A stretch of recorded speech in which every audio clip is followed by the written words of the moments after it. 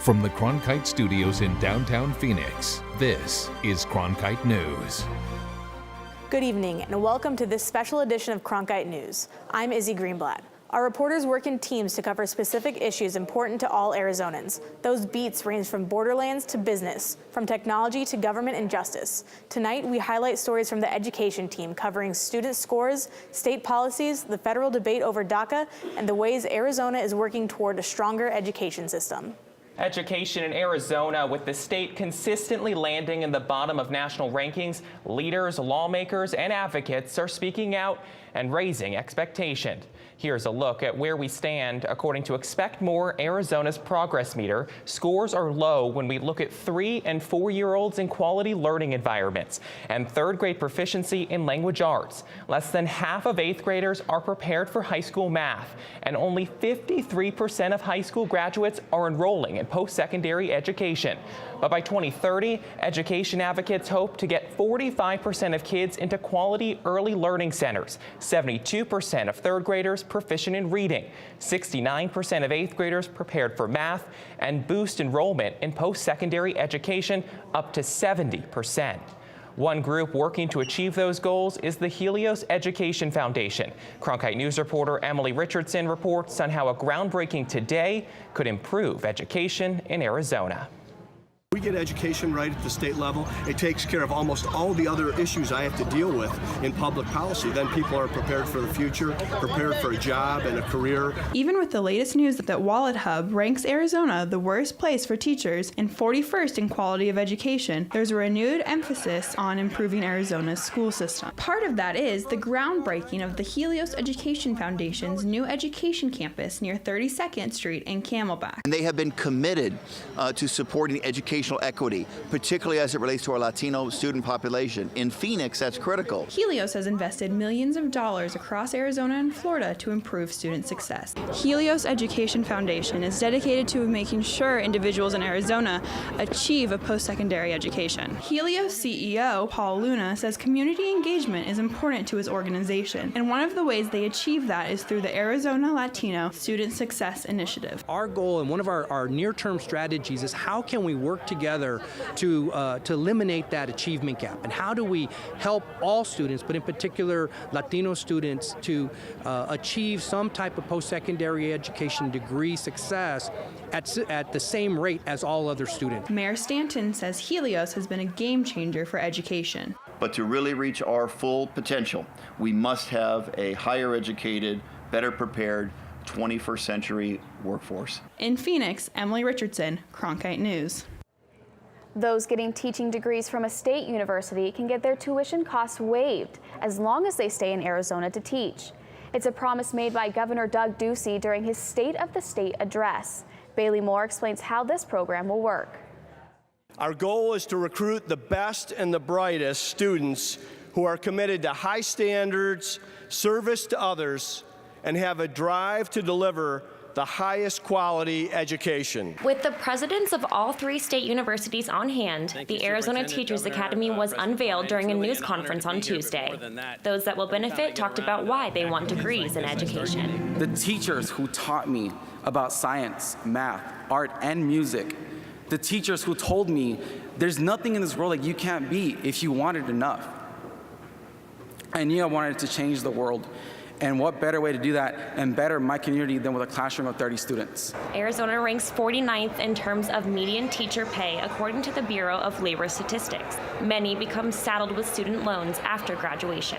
Doctors, lawyers, business people, many will make 6 figures within a few years of graduation. But for teachers, paying off the debt from their education can take decades. But not for those who take part in the Arizona Teachers Academy. It will provide a tuition and fee waiver to all of its members in exchange for a year-to-year contract to teach at an Arizona public school. They could help shape children's lives in countless ways. And in doing so, these teachers are shaping the future of our state and our nation. Ducey hopes this will encourage high-quality teachers to stay in Arizona classrooms. In Tolson, Bailey Moore, Cronkite News. One Arizona teacher received an unexpected award for her commitment to students, sometimes under very difficult circumstances. Chicanos por la Causa says she's an inspiration, both inside and outside the classroom. Cronkite News reporter Alex Valdez traveled to San Luis, Arizona to capture the moment. Alex? San Luis Middle School is located just a few miles north of the border with Mexico, and it was here where this particular 7th grade teacher received the surprise of her life, a life marked by both triumphs and hardships. For the past 10 years, Lucia Alvarez has been more than just a math teacher. She's also been a support system to every student that walks through her classroom door, even on the toughest of days. People still think that if you can't do anything else, just be a teacher. No, being a teacher, it's teaching with your heart. And it's because of that love for teaching that comes from her heart why Chicanos por la Causa has chosen Alvarez as one of 2017's Esperanza Latino Teacher of the Year. These are teachers with an outstanding commitment to their students, to what they do. Many of them have overcome really difficult obstacles in their life. Many of the students in Mrs. Alvarez's class know a thing or two about obstacles. Often, they have to get up as early as 3 a.m. to get ready for school and cross the border from Mexico into the U.S. Alvarez says she has a special connection with them because she's gone through the same challenges. Some of them, they don't have a house here, so they have to live in San Luis. They come and go every day. They have to wait in line like for 2-3 hours. I tell them, just keep on going, don't give up, never give up, because if I could do it, you can do it. Mrs. Alvarez is one of 4 teachers receiving this award. And after 10 years of teaching, she says she wants her students to know one thing, that no obstacle is too big to overcome. You're not only teaching the subject, you have to teach them the values, you have to teach them moral. They spend sometimes more time with us than with their parents. Mrs. Alvarez will receive a cash prize of $5,000, and the organization also donates $2,500 to the school they currently teach in. Live in the broadcast center, Alex Valdez, Cronkite News. Those concerned about their status attended a workshop through Dream Zone ASU there. They could speak with attorneys and other organizations to help them stay in the U.S. Sydney Eisenberg was at the workshop as word came of the possible deal. Sydney? DACA recipients and allies came together to learn more about their options. However, not even word of a possible DACA agreement could soothe people's fears over the future. Until the legislation actually comes out, until there's something to be voted on, all these things are very much up in the air. It is a troubling time for DACA recipients and their families. A lot of my students might not know how to verbalize that they are extremely anxious, that they're extremely stressed, that they're feeling lonely, because for a lot of these students, this is what they're used to, right? Dream Zone ASU held a DACA workshop last night to try and ease some of that worry. The workshop broke down deadlines and even featured a student panel. DACA allies were also welcomed and given a mini workshop as to how to assist DACA recipients and their families. After the event, attendees were able to receive free consultations from immigration lawyers, as well as information from other organizations assisting with DACA-vetted students. It was then that President Trump announced his plan with top Democrats for an agreement on DACA in exchange for heightened border security. Ruben Reyes, director of American Immigration Lawyers Association, was not comforted by the agreement. Hopefully there is something done. It's not just a stalemate, and we're all here to witness the removal of these amazing men and women who bring so much and are citizens in all but paperwork. Congress has less than 6 months to come up with a plan for Dreamers. Dream Zone ASU has not announced any other DACA workshops. However, they say that they may announce more in the next coming weeks. In the Media Center, Sydney Eisenberg, Cronkite News. Arizona schools will be receiving a letter grade on their academic achievements this week. The Arizona State Board of Education finalized an A through F accountability system that will grade schools on a range of academic measures. The board was charged with creating the new system to comply with state and federal requirements. Along with helping schools improve, the system is expected to be used as a tool to help parents understand which school is best for their child and to let the state know where more support is needed. Today, Superintendent of Public Instruction Diane Douglas headed to the ACES, a school for special needs children in Tolleson. Following the recent release of AZ Merit test scores, Cronkite News asked Douglas how charter schools like the one she visited compared to public schools. And I haven't looked at the exact breakdown. If you're asking about the AZ Merit scores, I haven't looked particularly, had the chance to dig into charter versus traditional district. But we will be taking a look at those and see. But, you know, really what the charter schools and our traditional district schools, it's about offering the opportunities that the parents think are best for their children. Douglas spent the rest of her visit meeting children and learning about the school. The ACES was selected as a School of Excellence by the National Association of Special Education Teachers. Cronkite News sat down with ASU President Michael Crow to talk about how he plans to protect students who are DACA recipients. He says ASU is doing everything it can to help them be successful. Another plan is to raise money to help them pay their legal fees so that they can be recertified if their certification comes up before Congress takes action. We've done that already. Those dollars are available. Another thing is to work on contingency planning to be able to help them with various tuition models, whatever the court ultimately decides our tuition needs to be. We'll obviously be following the law, and we'll be, like for any other student, we'll be looking for financial aid to help those students to be successful. Africa, Syria, Turkey, and Iraq. Each country has its own language and culture, and students from those countries are all learning English at Central High School. Cronkite News reporter Monica Sampson shows us how this English learning classroom works. Inside Phoenix Central High School is a class that's not so ordinary. That's because Miss Seraphin's English as a Second Language class is filled with refugee students from around the world. Students like Fula El-Mubarki. I'm from Iraq and I grew up in Syria. Fula says her favorite part of being in America is learning. But her teacher says sometimes when she thinks about what she went through to get to America, she can have a hard time focusing in class. It's a dangerous place for me to live over there, and I can't even go outside because of the war. Ms. Seraphin says she's aware of the emotional toll surviving in war-torn countries can take on her students. It takes a long time. It takes a long time, so it's a very emotional experience, and I feel honored to be a part of her life. In ESL classrooms like this one, students use tools like dictionaries in order to help them understand how to say their name and their address in English. This week's lesson? Let's take out America the Beautiful first. We'll go over our poem. Okay. Learning America the Beautiful. And there's one person Fola wishes she could teach it to. I just wish, just one wish, like that's my old brother to come here.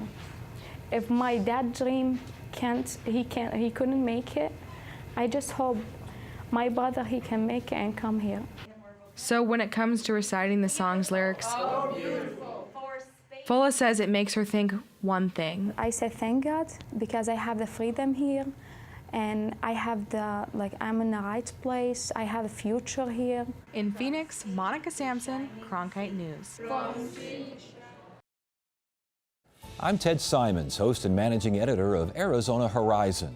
Join us each weekday at 5:30 and 10 as we bring you the top newsmakers who impact the state. We cover the stories in depth that shape and affect our local communities, and we take the time to ensure that all voices are equally heard.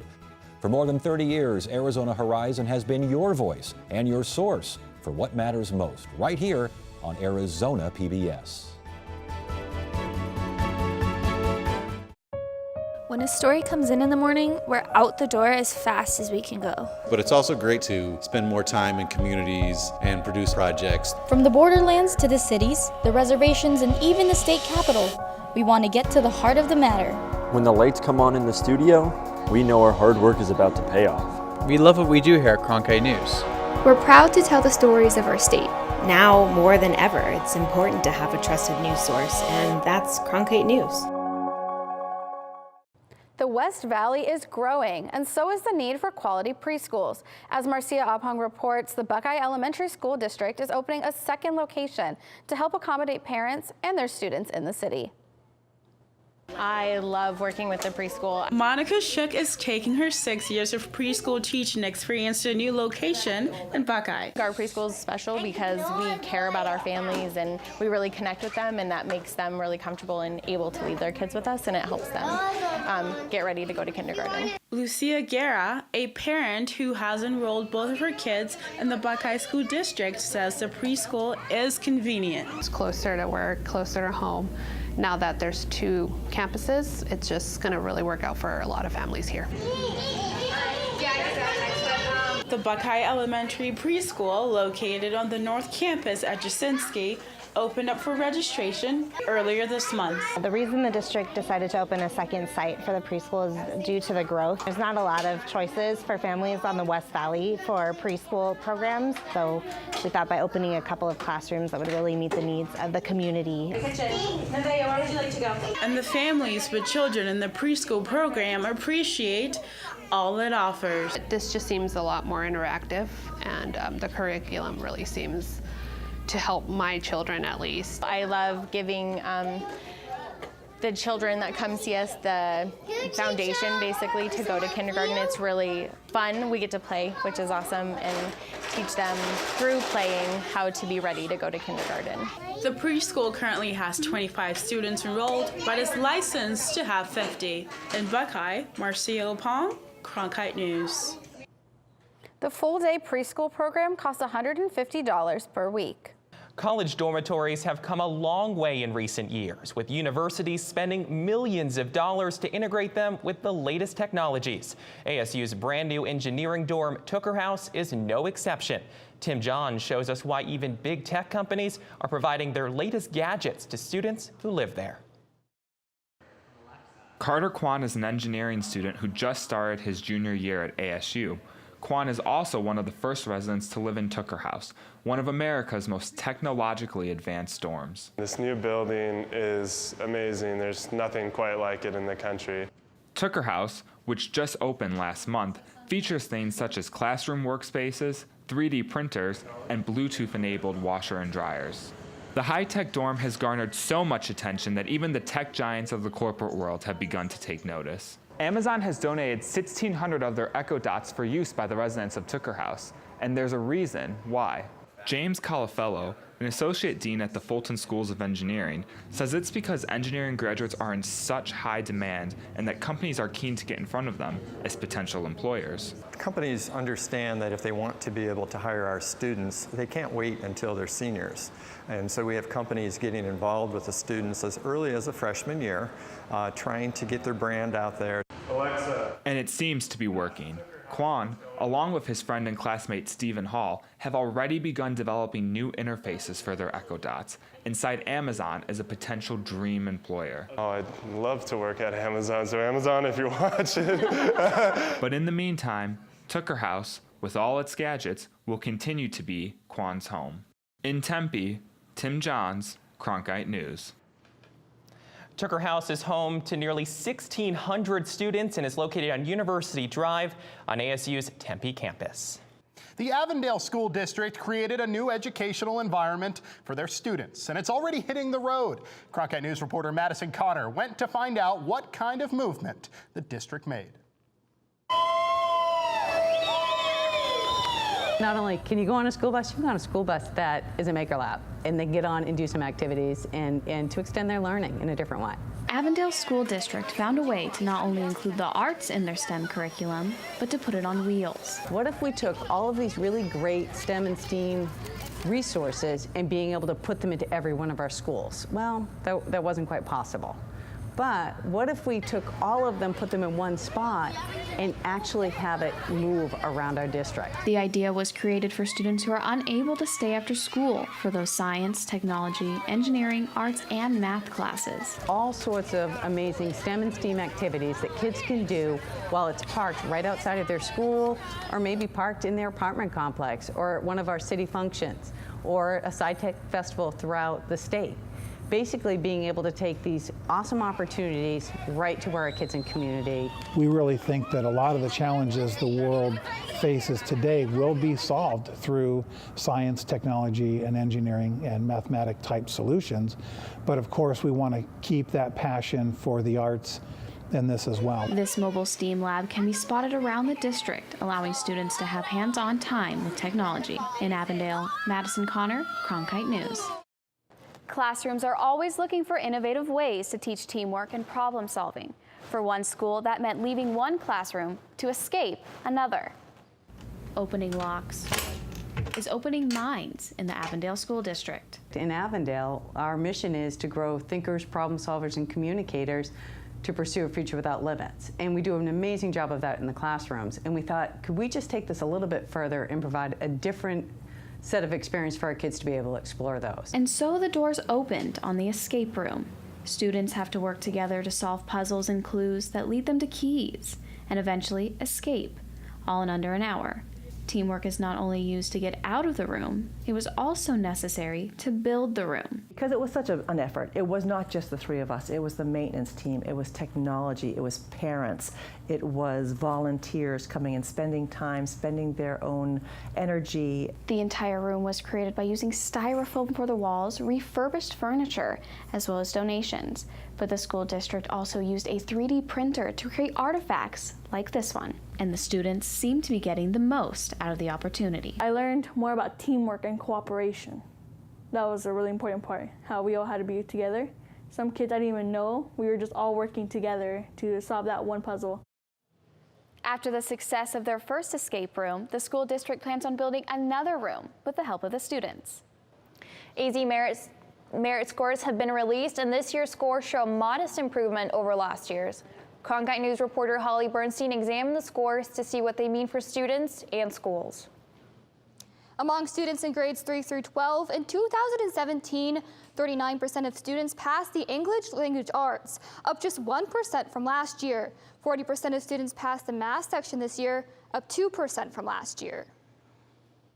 The reading and the writing aspect of it is very difficult for our students. Many of our high school students come in reading at below grade level. At Phoenix's Central High School, only 11% of students passed the AZ Merit math test.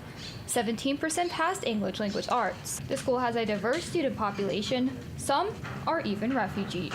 So when they come to us, their backgrounds are varied and their educational levels varied. And the test scores of those students are included in the school's overall rating. Central High School Communications Director Craig Platenick says the scores aren't what they were hoping for.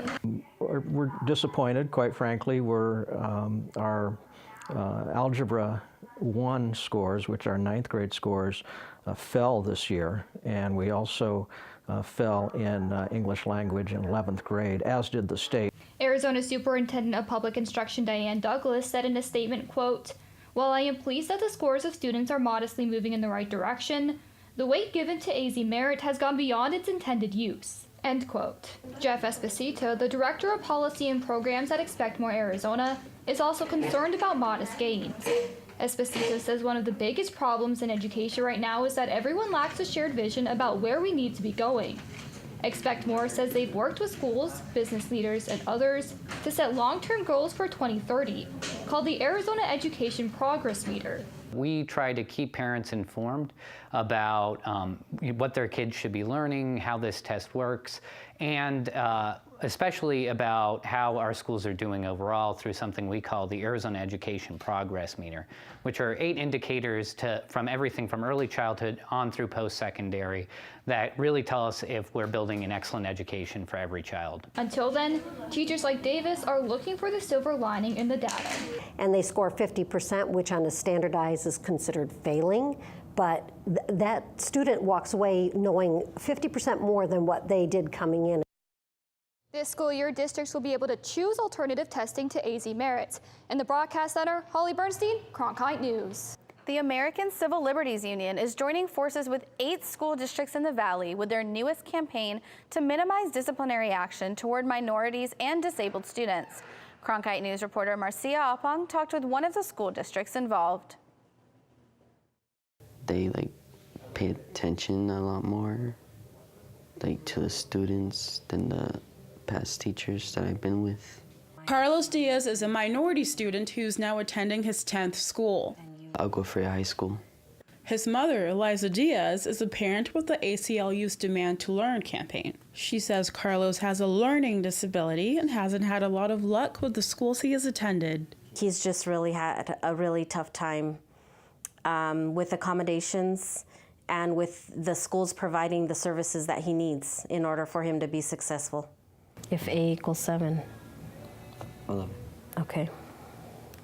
The Demand to Learn campaign is about eliminating the practices that disproportionately impacts kids of color, special ed, and ELL students to make sure that they are kept in the classroom, according to campaign manager Luisa Villa.